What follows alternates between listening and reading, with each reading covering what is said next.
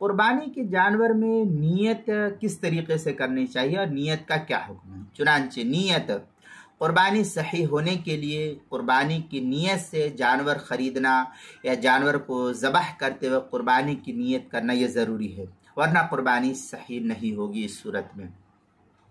فتویٰ ہند کے اندر ہے اذا اشترى شاة ينوي بها الاضحیہ وعن محمد فی المنتقى اذا اشترى شاة يضحي بها، اس طریقے کی عبارت جو ہے فتویٰ ہندیہ جلد نمبر 5 صفحہ نمبر 294 جو مکتبہ رشیدیہ کا چھپا ہوا نسخہ ہے اس کے اندر۔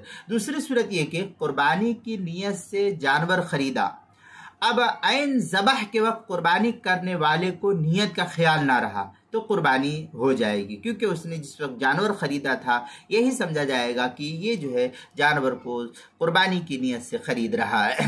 چنانچہ فتویٰ ہند کے اندر ذبح المشترات لها بلا نیت الاضحیہ جازت اکتفا بالنیت عند الشراء، یہ فتویٰ ہندیہ جلد نمبر 5 صفحہ نمبر 294 جو مکتبہ رشیدیہ کا چھپا ہوا نسخہ ہے۔ الباب الثانی فی وجوب الاضحیہ بالنظر کے تحت جو ہے اس کو نقل کیا ہے۔ اسی طریقے سے قربانی کے مسائل کا انسائکلوپیڈیا اس کے حروف تہجی نون عنوان ہے نیت، صفحہ نمبر 172 پر اس کو نقل کیا گیا ہے۔